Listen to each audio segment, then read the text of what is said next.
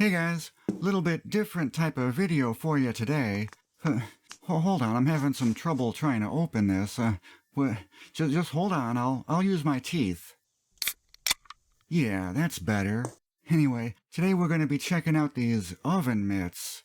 Now, no, don't back out of the video just yet. These oven mitts are not just for cooking in the kitchen. They have workshop uses too. These are USA-made, industrial-grade, absolute Chad tier, extremely manly oven mitts. Unlike normie oven mitts, where if you spill boiling water on them, the hot liquid soaks through the mitt and ends up burning your hand. Not cool. Tucker Burnguard mitts have a built-in water and vapor barrier sewn inside, so your hands stay protected from not only heat, but also liquid and steam as well, which makes them perfect for industrial or workshop use. The mitts offer heat protection up to 450 degrees. According to the NSF, this means over 15 seconds of sustained heat before the wearer feels discomfort. And the materials are designed to withstand 500 degrees for 24 continuous hours before the material will break down.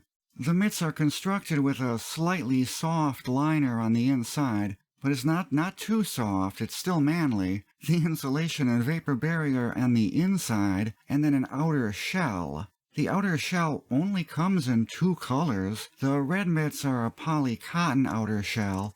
It kind of feels like an old Carhartt jacket, just maybe a little tighter weave. The blue ones are made out of Nomex, which is the same flame-resistant material that Air Force flight suits are made of. And there's a third material option, which is also blue, but with a rubberized coating on it. So these offer even more liquid and steam protection. Liquids can't even get past the outer shell at all. Perfect for wet locations, or whenever you don't want chemicals to get soaked into the outer shell. The mitts come in multiple different shapes. The standard mitten-style shape. Not a lot of dexterity with these guys. You can basically just grab stuff with your thumb. It seems like this style is better suited for grabbing onto objects with handles, so these are great when you have to hold something and then heat it up with a torch. Then I have another mitt with a Muppet-style shape. These are excellent for grabbing onto flat objects. Perfect for when you're done baking your acetate-handled screwdrivers. Due to the thickness of the material, the lack of dexterity is a negative. But these are designed to protect your hands from heat. They're not for reading books.